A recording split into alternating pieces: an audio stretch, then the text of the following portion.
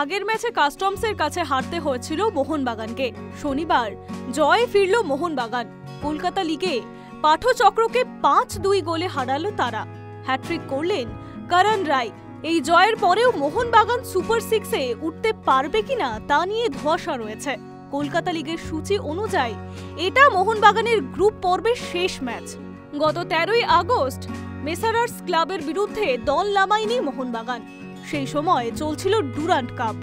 কলকাতা লিগে মোহনবাগানের স্কোয়াডের 16 জন ফুটবলার ডুরান্ডে নথিভুক্ত ছিলেন। তাই ক্লাব জানিয়েছিল দুটি প্রতিযোগিতা একসঙ্গে খেলা সম্ভব নয়। ডুরান্ড হয়ে গেলে আবার কলকাতা লিগে খেলবে তারা, কিন্তু আইএফএ তা মানতে চায়নি।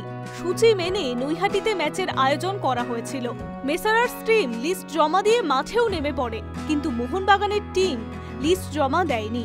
সেই ম্যাচের ফল কি হবে তা নিয়ে আইএফএ এখনো কোনো সিদ্ধান্ত নেয়নি। পরে সেই ম্যাচ আয়োজন করা হবে নাকি মেসারার্সকে ওয়াক ওভার দেওয়া হবে তা নিয়ে ধোঁয়াশা রয়েছে।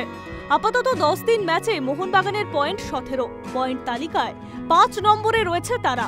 তাদের ওপরে থাকছে সুরুচি সংঘ ও কাস্টমসের পয়েন্ট 10 ম্যাচে 19।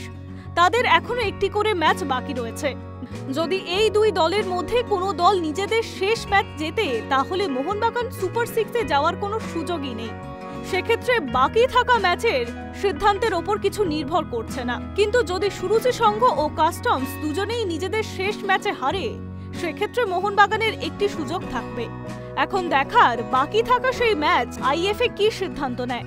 শনিবার পাঠচক্রের বিরুদ্ধে নৈহাটি স্টেডিয়ামে 6 মিনিটের মাথায় মোহনবাগানকে এগিয়ে দেন পাসাং দর্জি তামাং। তবে বেশিক্ষণ সেই লিড থাকেনি। 15 মিনিটে সমতা ফেরায় পাঠচক্র। 24 মিনিটের মাথায় আবার মোহনবাগানকে এগিয়ে দেন করণ। 45 মিনিটে দলের তৃতীয় গোল করেন পিউ। 3-1 গোলে এগিয়ে বিরতিতে যায় মোহনবাগান। দ্বিতীয়ার্ধে 48 ও 65 মিনিটে আরও 2টি গোল করেন করণ। হ্যাট্রিক করেন তিনি। 69 মিনিটে পাঠচক্রকে একটি গোল শোধ করলেও তাতে খেলার ছবি বদলায়নি। শেষ পর্যন্ত 5-2 গোলে জিতে মাঠ ছাড়ে সবুজ মেরুন। High news network.